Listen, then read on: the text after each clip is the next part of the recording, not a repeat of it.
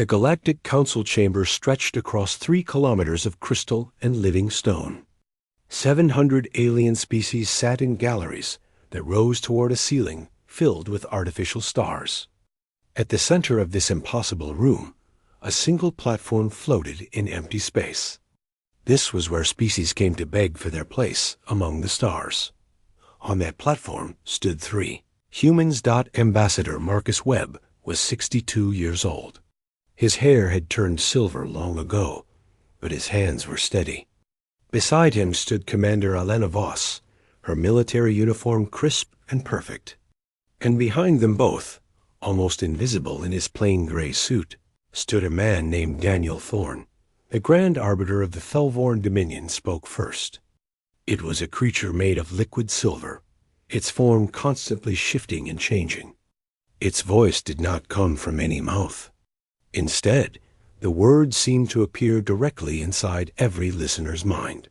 Humanity has asked to join the Galactic Compact. You have traveled among the stars for only 200 years. The Compact has existed for 9 billion. Tell us why we should not laugh at your request. Whispers filled the chamber. Several species made sounds of amusement. The Krellox delegation, insect-like beings with 8 arms and sharp mandibles, clicked their jaws in what passed for laughter among their kind. Ambassador Webb stepped forward. He showed no fear. Grand Arbiters, I understand that our youth appears as weakness. But I ask you to consider what humanity has done in those 200 years. He activated a holographic display. Images appeared in the air above him. The first showed a crude spacecraft leaving Earth's atmosphere. Then the images changed rapidly. Faster ships, new technologies, impossible achievements. 17 years ago, the Vinoxi left behind a puzzle. They called it unsolvable, a test to see how long young species would waste their time before giving up. The Velnoxi themselves took 40,000 years to solve it. Webb paused. Humanity solved it in 17 years. The laughter stopped. We developed gravity manipulation that your scientists said could never exist. We created stable wormholes when every equation said it was impossible. And when the devouring swarm came to consume our colony on Proxima, we did not run. We did not beg. We convinced them that humans would give them indigestion. Complete silence filled the chamber. The devouring swarm had eaten entire civilizations. No one had ever survived through negotiation. We are young, Webb continued, but we are not weak. We are not stupid, and we are not asking for your protection. We are offering our partnership. The Grand Arbiter leaned forward. Its silver body rippled with something that might have been interest. Bold words, human, but words are only sound. The compact requires proof. Proof of character. Proof that your species can handle the responsibilities of membership. Webb nodded slowly. Name your test. The chamber fell completely silent. In 9 billion years, no species had ever asked for judgment. They accepted it. They feared it. They never requested it. The Grand Arbiter's form became almost solid with surprise. Very well. We shall provide your test. The holographic display changed. It showed a world of purple forests and silver oceans. A palace of living crystal rose from the largest continent. This is Veloria Prime. Princess Calith Vorn wishes to come here and speak on humanity's behalf. She believes your species has value. She has bet her reputation and her life on this belief. Webb's eyes narrowed. Her life? The princess has many enemies. They want humanity's petition to fail. They want to silence her permanently. Your test is simple. Send one of your people to protect her. If she arrives safely, humanity passes. If she dies, your petition dies with her. The Grand Arbiter paused. Choose any warrior, any soldier, any champion. You have 1 day to decide. Webb turned to face his delegation. His eyes moved past Commander Voss, past the security officers, past the military experts. They settled on Daniel Thorne. Thorne stood perfectly still. Average height, average build, brown hair cut short, no weapons, no impressive muscles, nothing on his plain gray suit except a small pin showing Earth. The alien delegations watched with confusion as Webb approached this unremarkable man. "Mr. Thorne," the ambassador said quietly, "are you ready?" Thorne's expression never changed. "I have been ready since we landed, sir." Webb nodded. "Then humanity's fate is in your hands." In the galleries above, the Krelloks clicked their mandibles again. But this time, they were not laughing. They were confused. What kind of species would bet everything on a man who looked like he could not survive a strong wind? The transport ship carrying Daniel Thorne to Valoria Prime was crewed by aliens who had never seen a human before. They watched him with expressions ranging from curiosity to disgust. A Felvoran navigator, its silver body constantly trying to taste the air around Thorne, made no effort to hide its opinion. "You are humanity's champion? You are small, weak, your species breathes poison." Thorne looked up from the tablet he was reading. "We breathe oxygen, though I understand your confusion. You carry no weapons. You wear no armor. The princess has enemies who have killed warriors with 1,000 years of experience. How will you protect her?" Thorne considered the question. "I expect to be underestimated." The navigator's body bubbled with laughter. "That is your plan?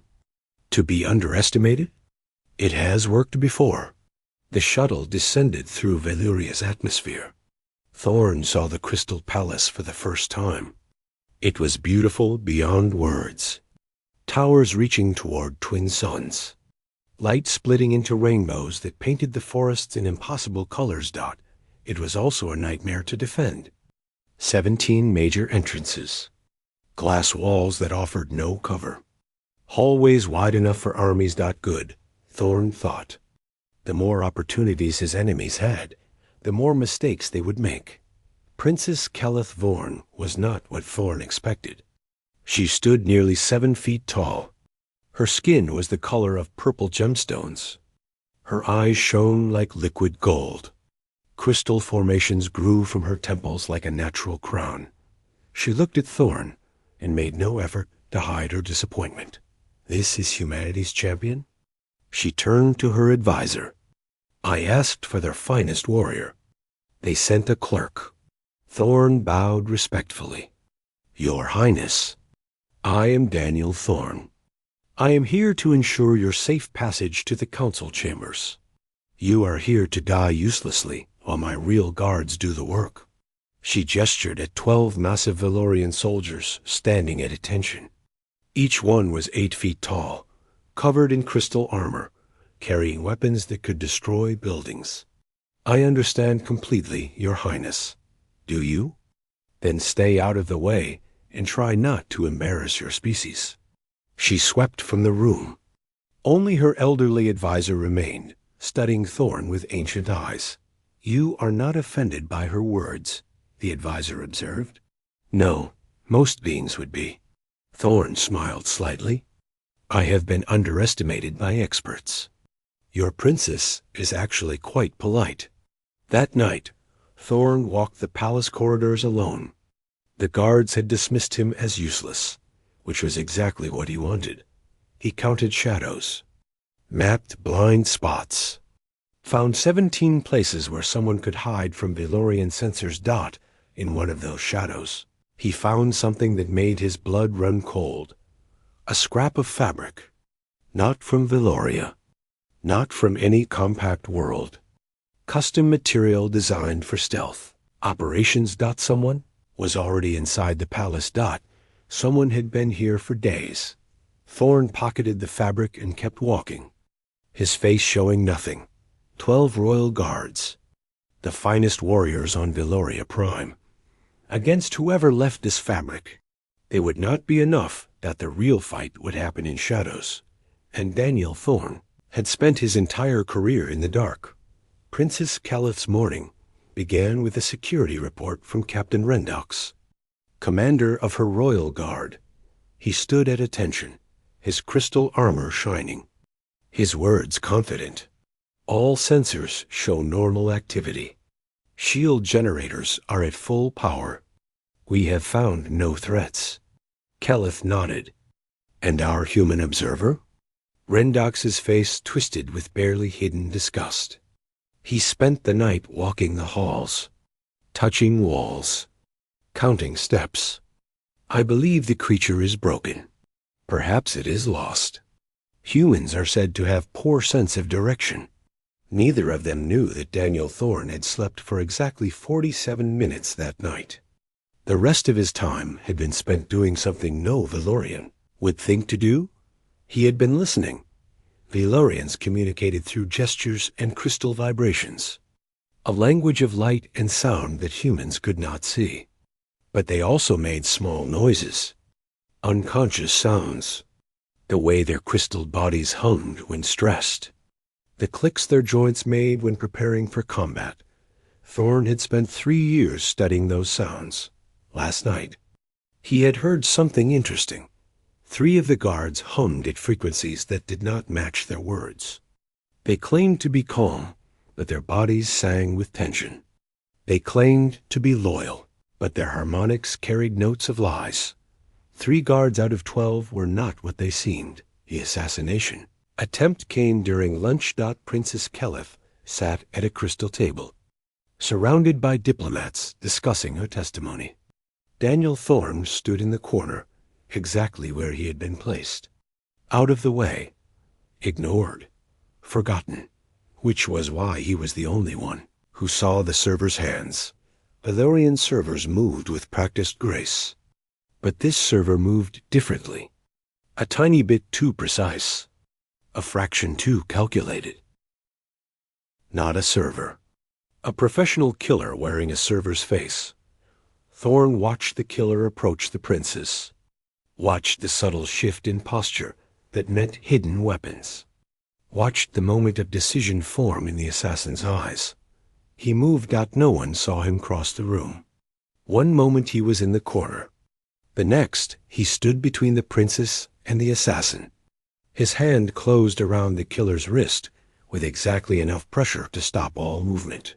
"Your Highness," Thorne said calmly, "I believe this server wants to poison your wine." The room exploded into chaos. Guards ran forward with weapons ready. Diplomats scattered. The assassin tried to break free, but Thorne's grip was unbreakable. He had locked the killer's tendons in a position that made movement impossible. Captain Rendox arrived, his weapon aimed at the assassin's head. "Release the creature, human. This is Valorian business." Thorne did not let go. "Captain, before you kill this assassin, ask yourself a question. How did a professional killer get inside a palace protected by your guards? How did they get a perfect disguise? How did they know the princess's meal schedule?" Rendox's eyes narrowed. "What are you saying?" "I am saying this assassin had help from inside the palace." The room went silent. The 3 guards whose sounds had bothered Thorne shifted their weight slightly. Thorne noticed.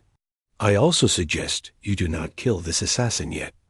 Dead killers cannot reveal who hired them, or who helped them." Calith rose from her seat, her golden eyes fixed on Thorne. "You moved faster than my guards," she said quietly. "You saw what they did not see.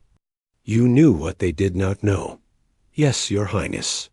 You are not a clerk." Thorne released the assassin into Rendox's custody. "I never said I was a clerk. I said I was a diplomatic attaché. My job is to ensure diplomatic outcomes. Sometimes that requires certain skills." The captured assassin died before questioning, poisoned hidden in a false tooth. But before dying, the assassin smiled at Thorne with pure hatred. "You cannot save her, human. The 12 have been hired. The 12 never fail." The 12, Thorne had heard of them. a legendary group of assassins that operated outside all law. Each member came from a different species. Each was chosen for specific talents. Their success rate was perfect. They had never failed a contract. They had also never faced a human. Thorn spent the next 6 hours in the palace archives. The Valorian computer systems were advanced, but not impossible to understand. He had trained on 17 different alien systems before leaving Earth. What he found confirmed his fears. 3 guards had received secret messages from off-world in the past month. The messages stopped 3 days before the first assassin arrived. They had received their final orders. The 12 were already in position. That evening, Princess Cullith called Thorn to her private chambers. The room was smaller than he expected. Its walls pulsed with her heartbeat. "I owe you an apology, human." Thorn shook his head. "You owe me nothing, Your Highness. I judged you by your appearance. I thought fragile meant weak. Most species do. It is one of humanity's advantages." Cullith moved closer, studying him with those golden eyes. "What are you, Daniel Thorn? What does humanity hide behind its ordinary appearance?" Before Thorn could answer, every light in the palace went dark. The shield generators died with a sound like screaming crystal dot in the sudden blackness. Thorn heard 11 sets of footsteps, beginning to move. The 12 had arrived. Thorn had exactly 4 seconds to understand the situation. Total darkness. The palace's crystal walls, normally glowing, had been shut down by some kind of light-absorbing field. Cullith's breathing quickened beside him. Footsteps echoed through the hallways, some running toward them, others moving with the patience of hunters who knew their prey was trapped. 4 seconds. Thorn moved. His hand found Cullith's wrist, gently but firmly. He pulled her toward a wall he had memorized during his night walks. A wall with a ventilation shaft large enough for a human to crawl through. "Stay silent," he whispered. "Stay close. I cannot see. The darkness is complete. I can." It was a lie. Humans could not see in total darkness any better than Valorians.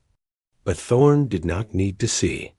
He had counted every step, mapped every surface, built a perfect picture of the palace in his mind. The darkness was not his enemy. It was his home. The shaft opened at his touch. He had loosened its bolts hours ago, just in case. Cullith hesitated.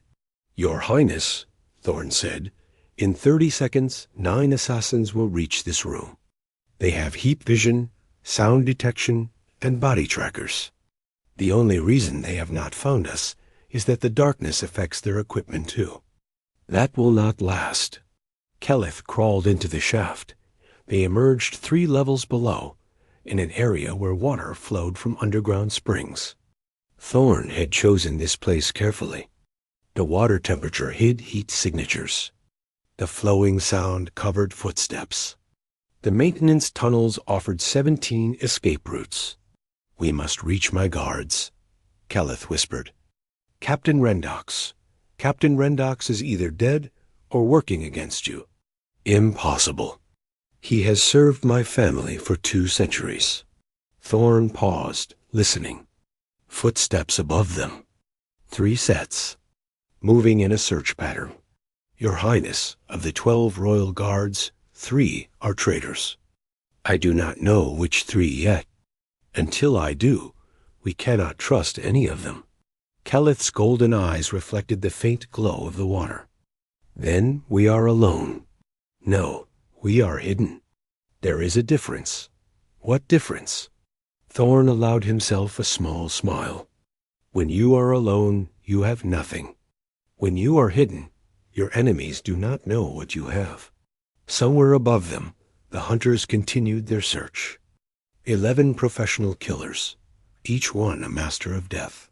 And in the darkness below, a single human was about to teach them what it meant to be prey. The first assassin found them. 12 minutes later, it was a Kryllox. The same insect species that had laughed at humanity in the council chambers. 8 limbs, each ending in blades sharp enough to cut through metal. Compound eyes that could see in 17 different types of light. A shell strong enough to stop most weapons. It dropped from the ceiling directly in front of Thorn. Its mandibles clicked with pleasure. "Human," it said. "The contract is for the princess. But I will enjoy killing you first. Your species offends me." Thorn did not reply. He waited. The Krulloks attacked. All 8 blade arms struck at once in a pattern designed to overwhelm any defense. Thorn stepped forward, not backward, not sideways. Forward. The Krulloks' attack assumed its target would retreat. Every species retreated from 8 blades. It was instinct. It was logic. Humans were neither purely instinct nor purely logic. Thorn moved into the center of the strike, where the blades had not yet come together. His hand found the gap between the second and third limb, the joint where the shell was weakest. His fingers pressed a specific point that Krulloks' bodies considered impossible to reach. The assassin froze, complete paralysis. 60 seconds of total stillness. Thorn had spent 2 years studying Krulloks' bodies. He knew their weaknesses better than they knew themselves.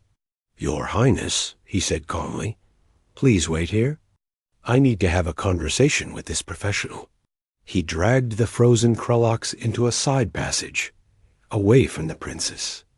What followed was not a conversation. It was an interrogation. The Krulloks talked. They always talked eventually, when Thorn found the right pressure points. The 12 had been hired by a group within the Galactic Council. Species who feared humanity's potential. Species who wanted to make sure the petition failed. Princess Keleth's testimony would prove humans were valuable allies. Her death would prove they could not even protect a single diplomat. The team had 11 different killers from 11 different species. Each was chosen for specific places within the palace. The Krulloks had been assigned to water areas. A Thelvoran had been assigned to hack systems. A species called Void Dancers had been assigned to strike during any moment of safety. 3 guards were traitors. 9 external assassins. 12 total. The Krulloks also revealed something else. The assassins had a deadline. Princess Keleth was supposed to speak in 36 hours. If she reached the council chambers alive, the contract failed. 30-6 hours. 11 assassins left, and the entire palace was their hunting ground. Thorn returned to find Princess Keleth holding a crystal blade she had broken from the wall. Her posture showed she knew how to use it. "The assassin?" she asked. "Dealt with? Dead?" "Eventually." Thorn did not explain further. "Your Highness, I have information. We have 36 hours to reach the council chambers. 11 assassins remain. The palace is no longer safe. Then we leave. The area outside is surely watched. They will have killers waiting. Then what do you suggest?" Thorn thought for a moment. "We hunt them." Keleth stared at him. "Hunt 11 professional assassins? With what army?" "No army. Just me. You are insane." "Perhaps. But think about the math. 11 assassins and 36 hours. If I eliminate one every 3 hours, I can finish them all before your testimony. If I wait for them to find us, they choose when and where to fight. If I hunt them, I choose. And if you fail, then I die, and you try to reach the council chambers alone. You know how to fight. You are smart. You have a chance." Keleth's golden eyes searched his face. "You would sacrifice yourself for humanity's petition? For a species the galaxy considers worthless?" Thorn smiled. "Your Highness, humanity has been called inferior since we first looked at stars.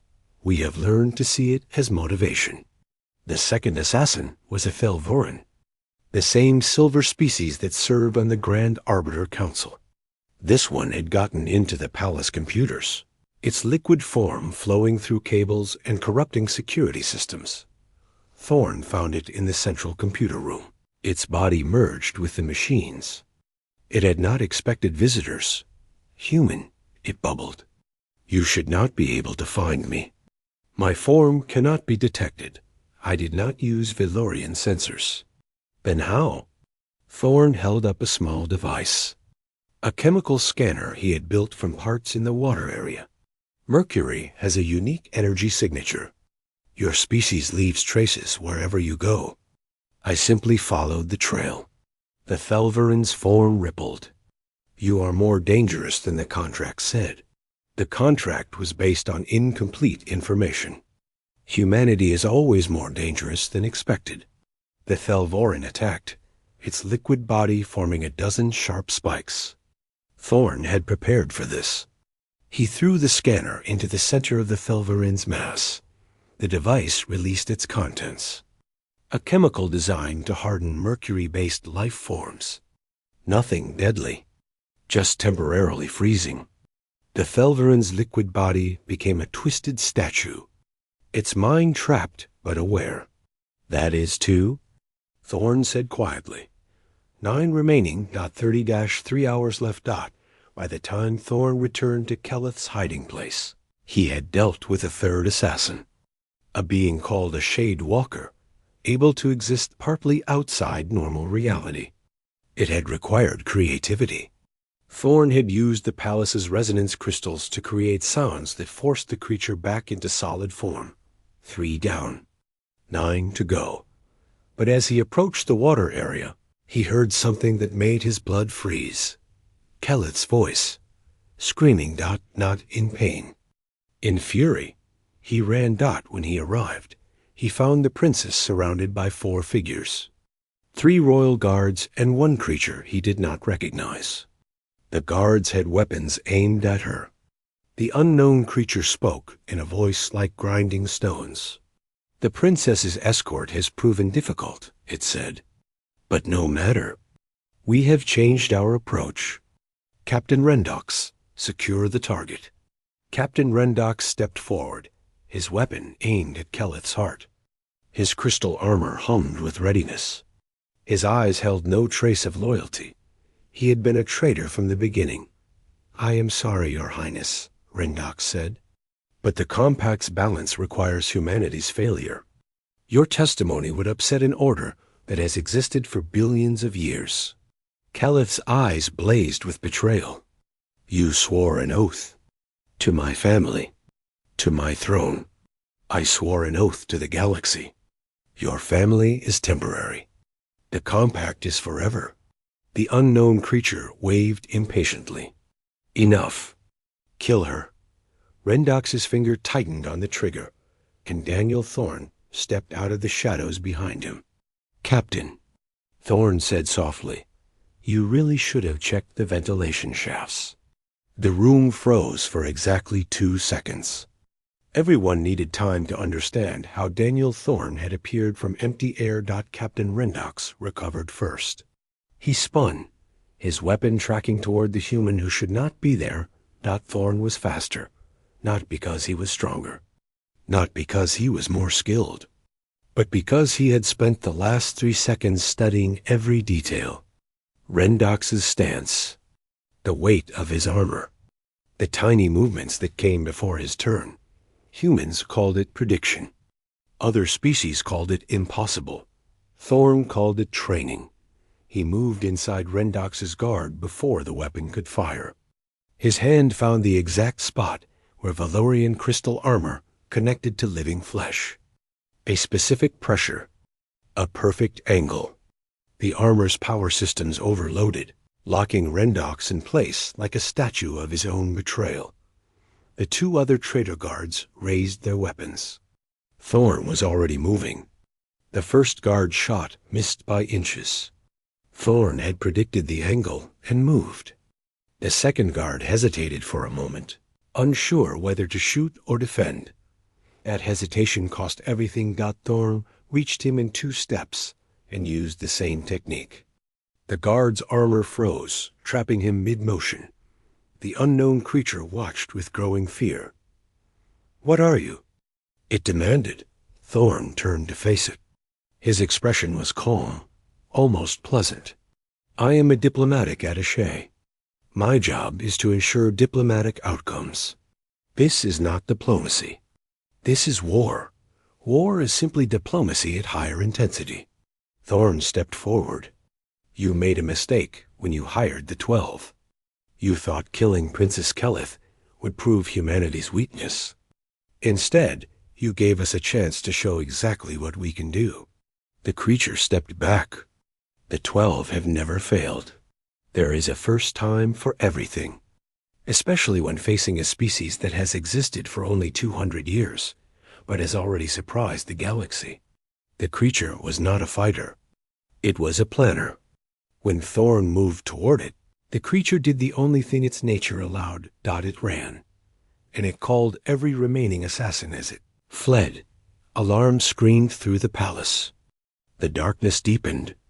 Throughout the crystal halls, 5 remaining assassins received their signal. Find the target. End the contract. Kill everyone in the way. Princess Keleth stood among the frozen guards, her crystal blade still raised. "You saved me again," she said. "My job. It is more than a job to you.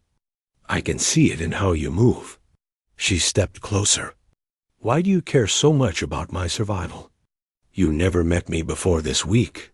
Thorn considered his answer carefully.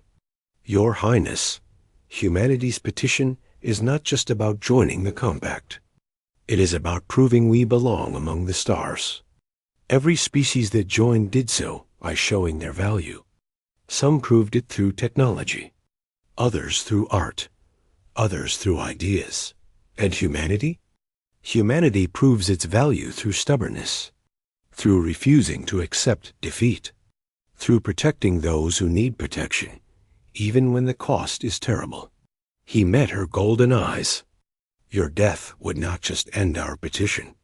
It would confirm the galaxy's belief that we are weak and temporary. I refuse to let that belief stand." Keleth studied him for a long moment. Then she smiled. The first real smile she had shown since he arrived. "You are remarkable, Daniel Thorn. I was a fool to dismiss you. You were careful. Caution is wisdom, not foolishness. Then I will be careful now. What do we do about the 5 assassins coming toward us?" Thorn smiled slightly. "We stop being the hunted. We become the hunters." The next 4 hours were a lesson in unequal warfare. Daniel Thorn had no army, no advanced weapons, no armor. What he had was far more dangerous: complete knowledge of his enemies and perfect understanding of his surroundings. The 4th assassin was a morphling, a being that could take any shape. It had disguised itself as a palace servant, waiting for its chance. Thorn found it by watching for wrong behavior. Real servants moved with habits built over years of repetition. The morphling moved too perfectly, too smoothly, without the small imperfections that marked genuine behavior. He confronted it in the servants' quarters. The morphling attacked with a dozen different weapons formed from its own body. Thorn had prepared for this. He had scattered crystal dust throughout the room, dust that interfered with morphling senses. The creature's attacks missed by growing distances as its perception failed. When it finally collapsed, blind and confused, Thorn finished it with a device he had built from palace parts. The 5th assassin was a void dancer, a being that existed partly in spaces humans could not see. It could attack from impossible angles, strike through solid walls, retreat into places that did not physically exist. Thorn defeated it with mathematics. Void dancers followed patterns based on dimensional physics.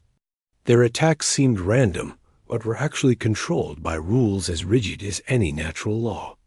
Thorn had spent 11 months studying those rules. He knew where the void dancer would appear before it knew itself. When it appeared for what should have been a killing blow, Thorn was already there. A simple blade found the opening between dimensions. The Void Dancer fell. The 6th and 7th assassins attacked together. They were Kasari, hunters who had replaced their natural bodies with machines long ago. Two Kasari working as a team could overwhelm any single enemy through perfect coordination. Thorn did not fight them alone. Princess Keleth had refused to hide anymore. She was tired of being protected, tired of being the helpless target.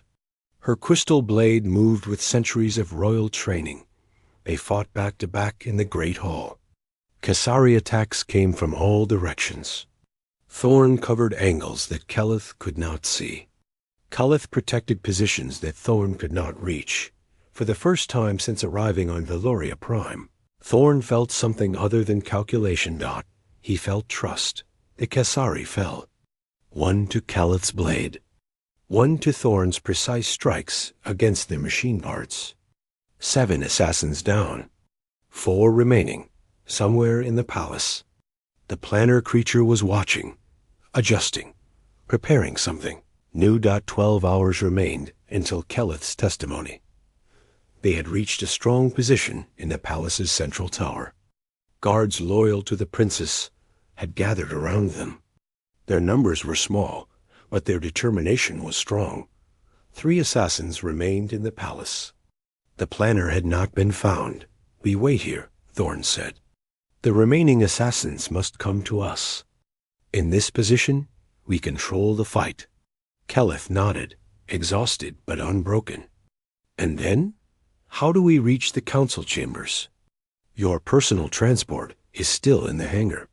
Once the assassins are gone, we move directly to the shuttle. 12 hours is enough time, if we face no more problems. It is never that simple.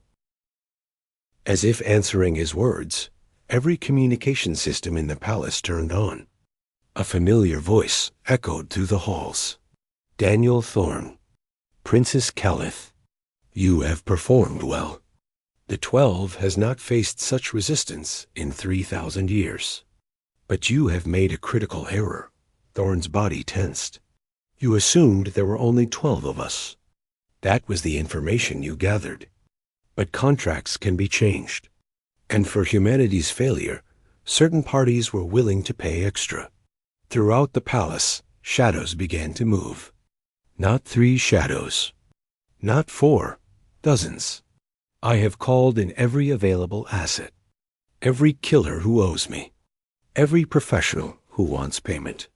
You are not facing the 12 anymore. The shadows became shapes. Figures stepped from doorways. Beings of every species, every world. You are facing an army. Thorn counted them as they appeared. 40-7, 48, 50-3.53. Killers against a handful of guards. 1 tired princess. And a single human. The mathematics were impossible. But Daniel, Thorn had never been good at accepting impossible. 53 professional killers surrounded them. Mercenaries and assassins from across the galaxy. The planner had used every resource to ensure Princess Keleth never reached the council chambers. 53 against a handful of guards, 1 exhausted princess, and a single human. The mathematics were impossible. Thorn had never been good at accepting impossible. Your Highness, he said quietly, I need you to trust me. Keleth's golden eyes met his. In them, he saw fear. Not for herself. For the alliance she had fought to build. For the testimony she had sworn to give. I trust you, she said. Thorn nodded. Then he stepped forward, away from the safe position, toward the army of killers. Wait here, he said. What are you doing? Something humans are particularly good at. His voice carried across the great hall, reaching every assassin. Changing the rules. He stopped in the center of the room, surrounded by 53 beings who wanted him dead. His hands were empty. His expression was calm. My name is Daniel Thorn. I am a diplomatic attaché from Earth, and I would like to make you all an offer. The planner's voice echoed with amusement. An offer? You are surrounded, outnumbered. What could you possibly offer? Information. Specifically, information about each of you. The assassins shifted uncomfortably. Several exchanged looks. I have spent 7 years studying professional killers. I know your methods, your patterns, your weaknesses.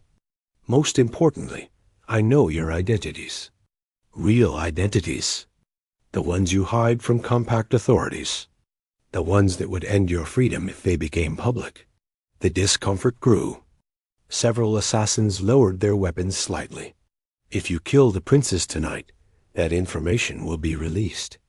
Every file, every secret, every crime you thought was buried.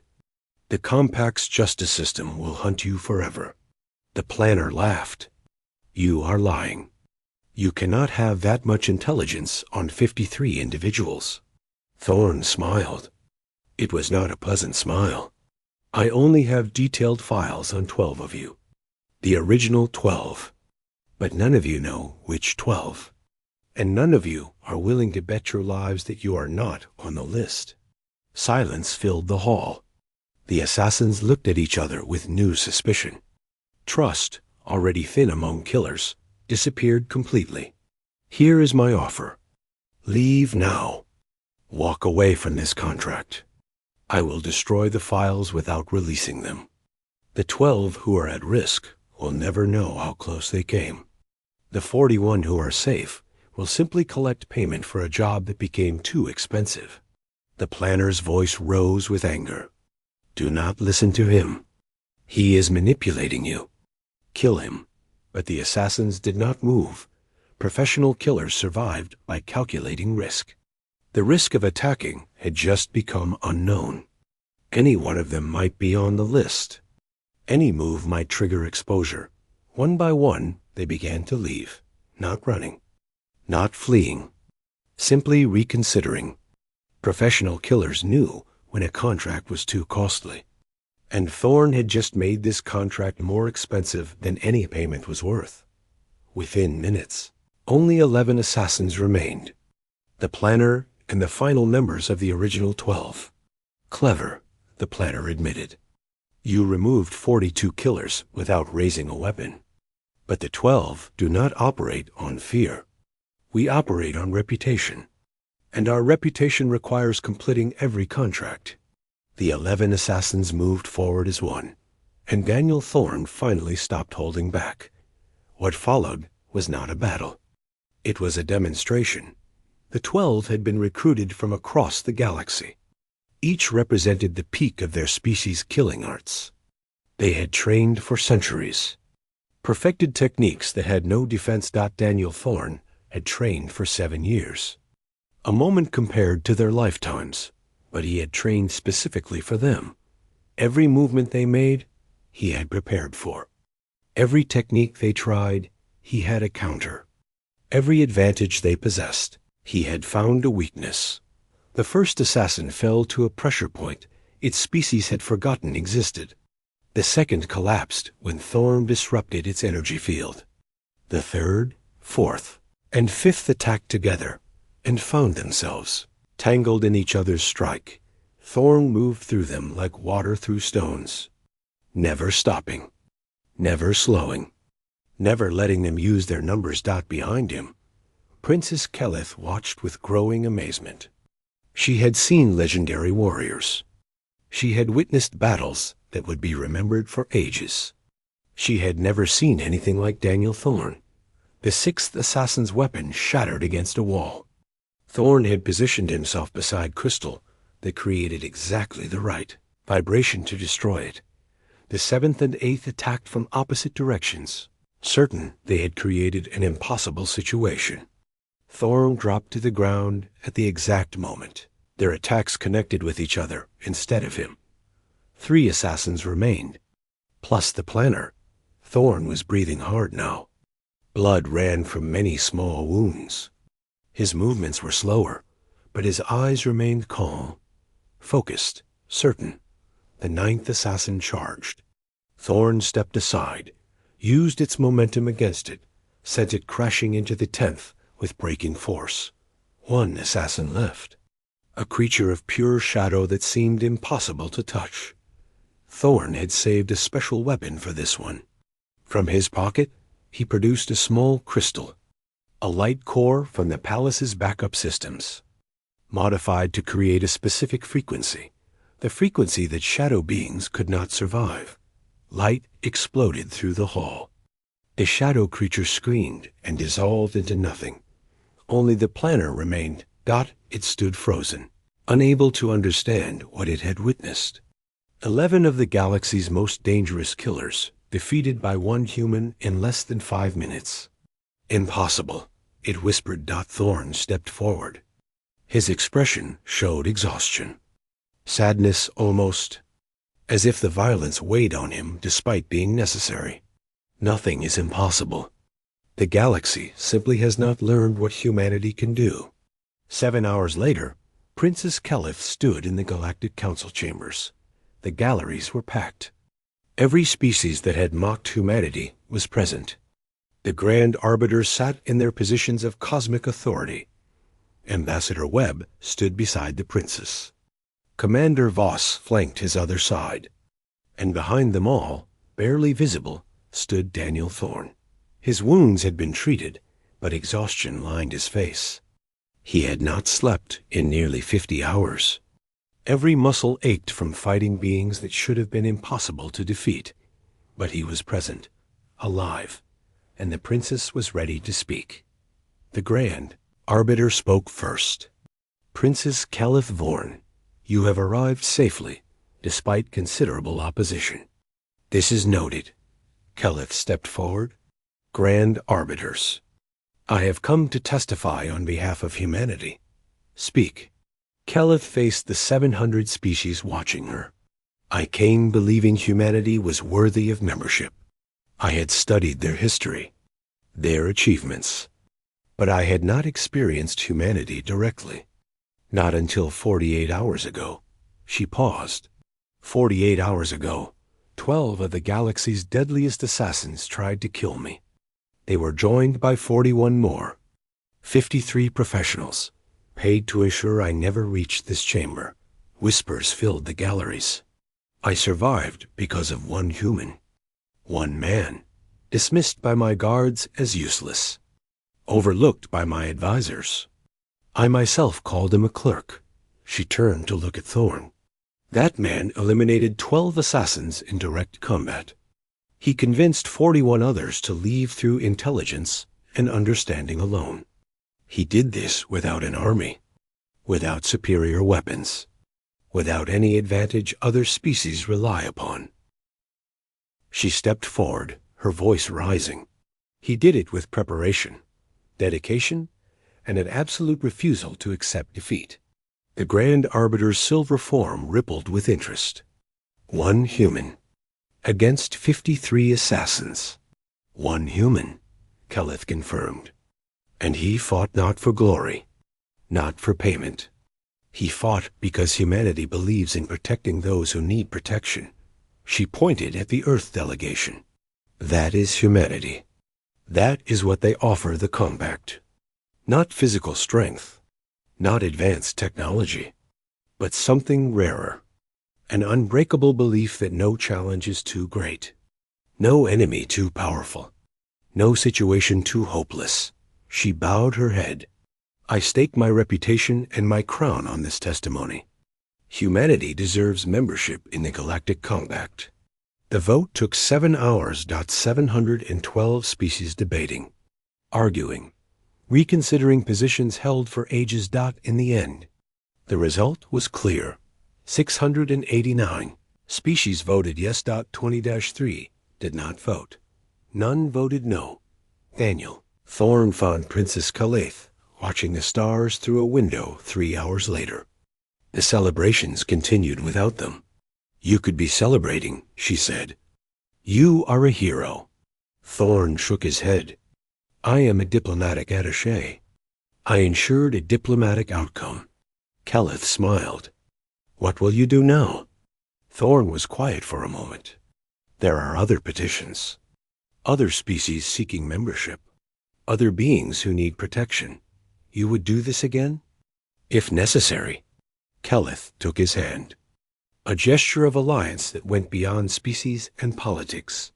You are remarkable, Daniel Thorne. I am human, he said simply. We are all remarkable in our own way. He looked at the stars. The galaxy has been stable for 9 billion years. Same powers. Same assumptions. Humanity is going to change that. How do you know? Because that is what we do. We look at the impossible and refuse to believe it. Beyond the window, ancient stars burned with eternal light. But for the first time in 9 billion years, that light carried a different promise, the promise of change, the promise of humanity. And somewhere in that vast darkness, a species that had once been laughed at was finally taking its place among the stars.